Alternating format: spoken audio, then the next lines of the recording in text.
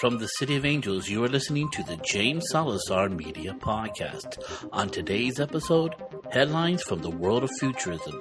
So let me strike the music, and I'll meet you on the other side. Engage. Ask not what your country can do for you. Ask what you can do. It's one small step for man, one giant leap for mankind. Say hello to my little friend. No, I am the Father. I'd like to take this chance to apologize to absolutely nobody.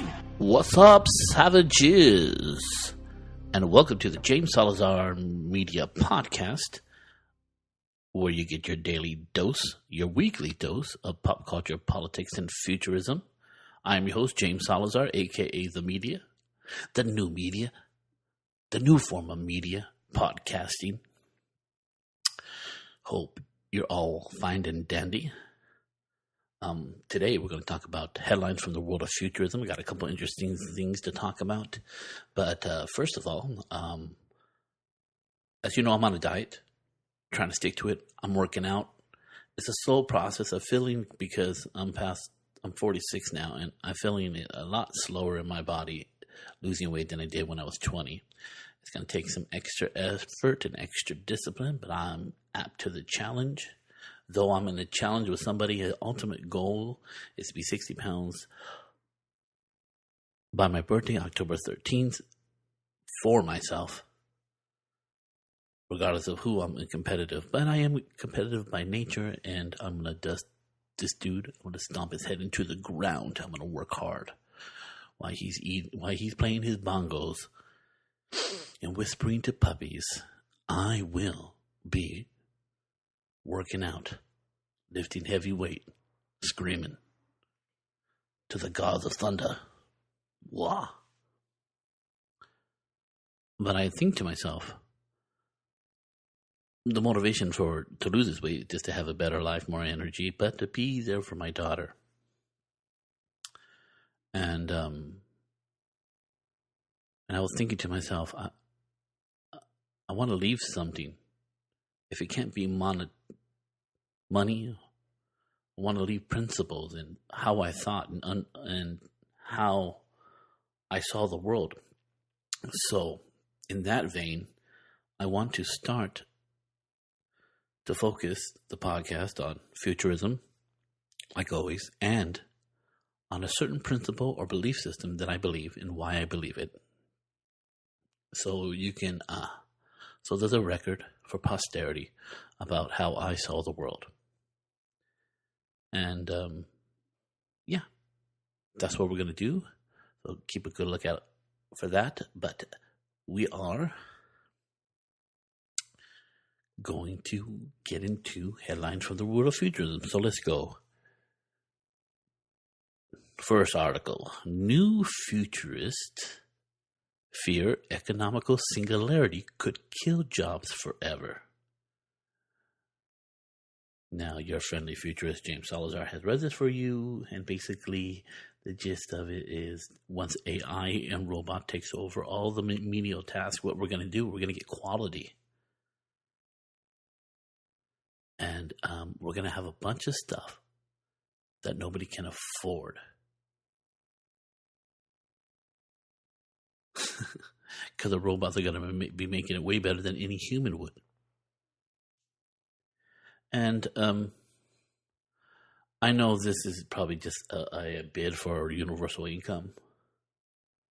To keep the people from getting behind, many have suggested that the government ought to step in and provide for those who get laid off in favor of the robot's AI algorithm. Otherwise, Morse envisions a world where corporations deem that having any human employees at all is bad for profits. Well, it will be. For menial tasks. But see, and this is what people need to understand. We're still in the driver's seat. We don't have to give away the interesting jobs to robots and artificial intelligence. You know, part of the adventure of life is discovery. We should not hand that over because of convenience or ease. The human spirit still strives, still longs for new and great ideas and discoveries and adventures. And we shouldn't just give those to artificial intelligence because they might do it better. No, they're here to serve us. And we are here on an adventure. And those who do not want to be on an adventure, that's fine. But those of us who still do, who want to explore space or explore the depths of the sea or explore the depths of the mind, we should not hand that over to AI unless it aids our discovery, not its power.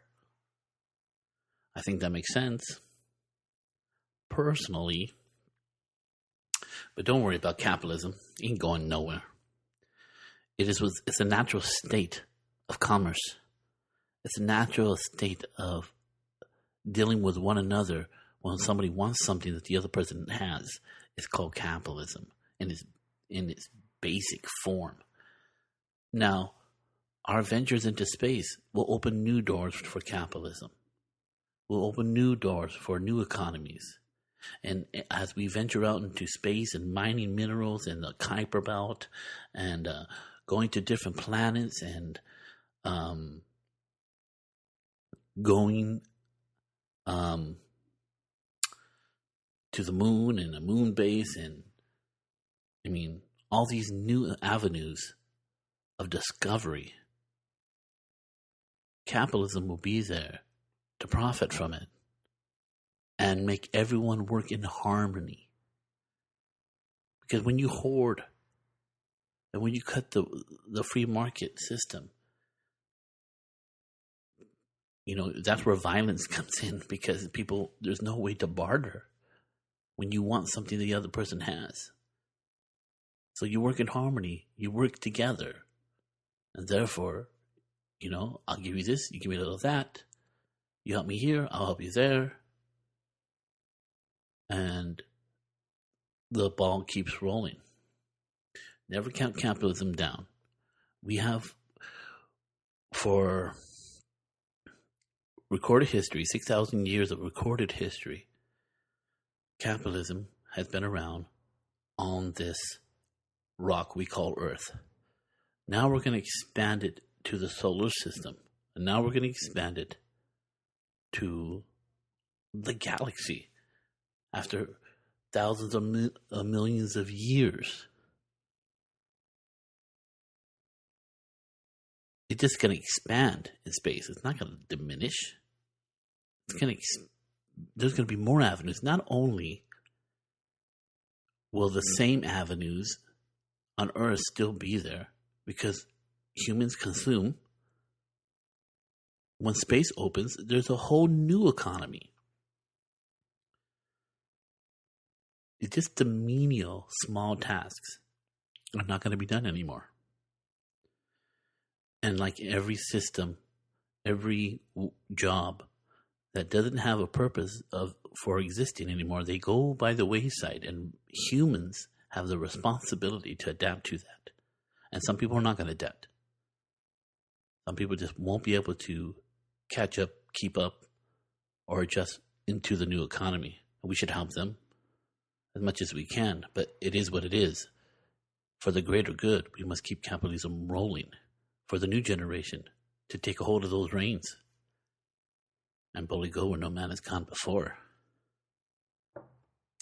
Second article, the U.S. military is buying a brutal-looking, powerful exoskeleton. You can see this on Futurism.com.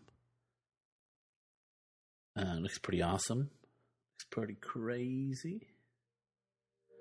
Playing the video right now. The Guardian XO. It covers like most of the body. The arms are exposed in the front. But that's the way of the future. We'll see if we even get that far, quite frankly. I think United States of America putting humans in harm's way is going to be a thing of the past. And that's going to dishearten all our enemies when they can't even draw blood from us. But this exoskeleton is going to be, what's that movie? The Day After Tomorrow? Those are awesome exoskeletons. It's almost just like that. And whether it will perform like that, I'm excited to see. Here's a good one. Bill Gates compares artificial intelligence to nuclear weapons. Nice. So the Microsoft founder and philanthropist, I think I said that right, Bill Gates issues a grave warning Monday comparing advanced artificial intelligence to nuclear weapons and arguing that the United States is losing its edge in the global AI research race. Yes, this is true. And not only that, if you listened to this podcast before, my biggest worry is not the United States with artificial intelligence and creating a artificial intelligence that will take over the world, because in our mythos, in our stories, in our movies, in our TVs, in our legend, we have the story of the artificial intelligence destroying man or subduing man into slavery. So we have a value system based on that. We need to be careful. But China doesn't have that. Russia doesn't have that. Not at all. They're going to push forward to make the most powerful AI system. I don't think they even understanding the ramifications that we have philosophized and theorized about. They're going to just make it because they want to beat the United States. Let me tell you something. If, when Russia crashed, we tore down all their monuments. Their own people tore down all their monuments to communism. It is equivalent. It is the equivalent of like communists coming to America. Let's say the Communist Party in America somehow created a revolution in the United States, and they start tearing down the what is that? Statue of Liberty. You think we would forget about that? You think we wouldn't hold that in the back of our head and plan for revenge? Well, these people who want revenge, China and Russia, who hate that we're a hyperpower, are going to go full board on an AI system to defeat us. Handing them the power. Having AI the power to destroy us could destroy everyone else as well as themselves. So I think that's what Bill Gates is talking about. Our AI system needs to be stronger than theirs, and it needs to be controlled by us, Americans. And I agree. Lab-grown brain uses tendrils to control spinal cord. So basically, these scientists created a lentil-sized brain, where in a petri dish, where its tendrils spring out toward a spinal cord of a mouse, and like a creepy monster, like some flower or live flower or something from those movies where you get trapped in the weeds and the weeds are taking care of you. Tendrils come out of the brain like that and hook up to a spinal cord, which is crazy. They're hoping to map out and have a more controlled environment to study brain disease, but I don't know what that means that these tendrils come out and do that, but it is creepy and awesome all at the same time. NASA wants to send a simple return mission to Mars. So they want to do a mission to Mars, just go there and come back really quick, just to show the viability of it.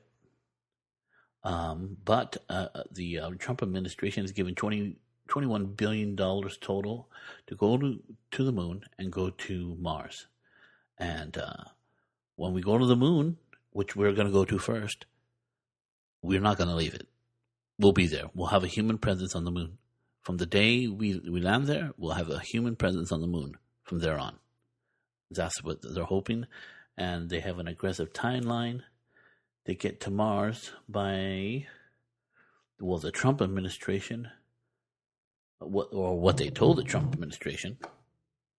They told the Trump administration, hold on, my things are falling off here, that it should come around 2026. We should be sending one as soon as 2026. But realistic time will be 2031. Well, a mission will be sent to Mars and back. So that's 11 years from now. Not too far. But we're going to go to the moon first. And they're hoping the moon will put a space station up there, and that will be like a gateway to the rest of the solar system and to the galaxy. What you call, once you leave a gravity well like Earth, the gravity's pulling down. It's so hard to get out of Earth's gravity. It takes a lot of explosive powers to do that. But in space, you don't need to do that. So once we start putting some modules and 3D printers in space, we should start making new ships and sending them forth into different parts of our our solar system, and then, have a couple of things go past our galaxy, deeper into our galaxy with new tech that can analyze better than Voyager and stuff like that. That's already so far, which we are still receiving data from. So that was made well. But that's interesting. Trump administration is going to reignite the space race. In 100 years from now, that's all they'll remember about Donald Trump, that he reignited the space race, and he'll go down as one of the greatest men in history. And they'll forget about his tweets, and they'll forget about his hair. They'll just realize that dude was quirky, but he started the space race that sent man boldly go where no man has gone before. So, I know a lot of people hate to hear that, but it will be the truth. 25 governments are meeting right now to prevent space arms race. Representatives of 25 countries around the world are currently meeting in Geneva, Switzerland, to formulate an international laws to prevent space-based conflicts. But the meeting, which will continue through March 28, hit a roadblock when the U.S. representative accused China and Russia of undermining the entire process by developing anti-satellite weaponry. According to France 24, a bad omen for militarization in space. Yeah. Russia and China are not going to play well. Space is going to be militarized. And we have to make sure that our shit's better than theirs to dominate space. And it will be, because we commit to excellence and quality. Russia is known by having competent stuff, but quantity. And China, they tend to steal everybody's advancements. And when it goes down, they don't know how to fix it. It's a big problem with China right now. But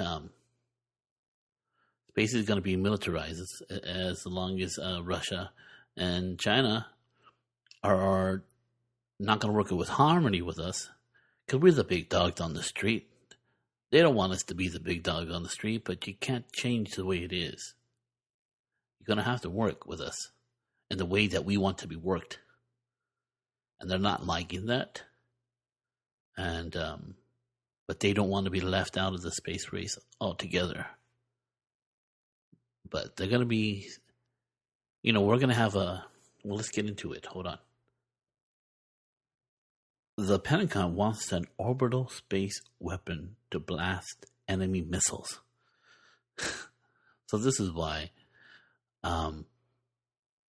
Russia and China are putting up their systems to knock our shit down. Anti-satellite missiles, anti-satellite systems. So this is the merry-go-round that we're going to go through. Now the U.S. military wants something similar. According to the Defense One, the Pentagon is requesting hundreds of millions of dollars to ramp up a space-based weaponry, including a particle beam, and space lasers that would fire down at Earth targets. A dark vision of the militarization of space. Well, it looks like America is, of course, this is scary, but we depend upon our military-industrial complex to keep us safe, because the fact of the matter is other countries have their military-industrial complex, and if they had the chance, they would knock us off. And knock us off means crippling us, and crippling us means a lot of people dying of actual death or starvation. So that's the long view. Japan announces plan to blow up asteroids. Good for them. Last month, Japan's robotic spacecraft Hayabusa 2 landed on an asteroid. Now, Japanese space agency JAXA says Hayabusa will return with an explosive vengeance. Next month, Hayabusa will drop a bomb on an asteroid and mine some of the exploded fragments. See, the Japanese are not going to play all these stupid games. They're just going to go straight to start mining these rocks and see if they can come up with something that can give them an economical edge. Smart. Just do business, son. Get about the business. NASA engineers, should humans settle on Saturn's moon Titan? Of course they should. It's not going to be done for a long while. We're going to have to go through a lot of trial and error about the moon base and our Mars base eventually. And then we should go further out into our solar system and go on Titan, which has a shitload of water, which is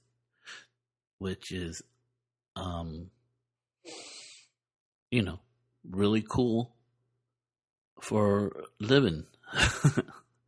Water is something we drink as humans, and so much other stuff. But yeah, for sure we should. But I mean, it's way farther out than the moon and Mars. So our space travel will have to be advanced by a lot before we start making that trek out there, so people don't die halfway there. Of course. But yeah, I think so. NASA. Space travel is causing astronauts' herpes to flare up. Nasty son bitches. Why are they letting people who have herpes go up in the first place? Wonder why that is. The vacuum of gravity.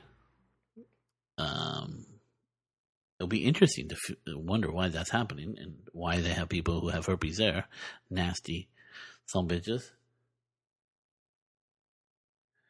Due to spacecraft, there is a rise in sections of stress hormones like cortisol and adrenaline, which are known to suppress the immune system, studies say. Keeping with this, we find that astronauts' immune cells, particularly those normally suppressed, and an emulate virus becomes less effective during space flights and something for up to 60 days after. So, I have two thoughts about that. Number one, let's fix that. Number two, this will definitely call for a genetically engineered new human that does not happen to. We're going to be the last generation that's not been genetically altered, and we're going to go into space, and we're going to be very susceptible to radiation and all the problems, and we're going to set some colonies, and that'll be great. But those colonies are going to be ran by a genetically modified human who doesn't get sick from radiation, that doesn't have the weaknesses and frailties that we do. And space will be for the new. And here, a lot of people are afraid that the real problem is going to be with the genetically modified humans and those who were not genetically modified, and a culture or what do you call that? Class warfare based on our genetics could possibly happen. Halo Drive would use black hole powered spaceships. That's interesting. So this is all the beginning of the Hadron Collider, smashing the atoms, finding how to create what it takes to create black holes. And if we can control that, and the power and the immense gravity that comes from that, and I don't know, I'm not a scientist in any form that could understand the numbers of that. But theoretically, if you can harness the gravity as power and the denseness of of a black hole will have intense gravity, and we can use that. It could be a power source that could be unlimited and maybe take us close to the speed of light, or maybe even full space, like the Starship Enterprise, floating space in front of it and reforming it in back of it, or maybe more like what is it? A Leviathan. So there's some movies where the Einstein-Rosen bridge, like, Stargate, from one place to another by floating space. You never know. It's theoretically possible, according to Einstein. So it might be possible for us. We could go to different, if we could someday go to different galaxies, because we'll just fold space like a piece of paper. If you put one dot on one end of the paper and you go to the other end, they look so far apart, and there's a straight line between. But if you fold that paper and touch them together, boom, you can be somewhere in a matter of seconds. Basic sci-fi, theoretical physics stuff. NASA announces world's first all-women spacewalk. Don't screw it up. A lot of men will start talking shit. I'm pretty sure they'll be successful, and congratulations, great for them. I'm all good as long as they finish the job. Do it well, efficiently. Have no problem with that. In the same vein, NASA leaders, first human on Mars, likely be a woman. So Jim Bridenstine from NASA administration just says in questions and answers, he says most likely women will be the first to be on Mars. He didn't get to finish his sentence because he only had 60 seconds to answer that. And I guess they went on to something else, but that was what got the headline. So I don't know why nobody's questioned him more. Why does he think that? But they didn't get to. So that's what he thinks. See how that goes. And last but not least, let's leave you with Little Green Men. New SETI plans detects alien starships powered by black holes. Basically, according to the mathematics of Lewis Crane, is that a spaceship powered by black holes would leave a distinct overspill from gamma rays. He suggests astronomers could detect the spillover using telescopes like the Orbital Fermi Gamma Ray Space Telescope. So, since we're coming out with that kind of power pretty soon, they think a space bearing people already have that technology, and we can detect it. So they're gonna have to learn how to detect it, and then they're gonna have to look for it, and hopefully they'll find little green men using black hole power to power their ships. Okay, my friends, that's a lot to chew on. Hey, I'm posting up on my Instagram my diets and my food. I should be coming with my blog pretty soon. I'm going to go on vacation for a week next week. I'm still going to try to post something really quick. Also, I'm going to do a blog, post my diet, and start doing, do this series about my beliefs. So stay tuned for all that. If you want to follow me on any of my social media platforms, go to those platforms and type in James Salazar Media, and I should come up. But please press subscribe to the podcast and also rate it at 5 stars. If you like this podcast, please rate it 5 stars. Take your time just a little bit to do that. I would appreciate it so I can get some ranking here.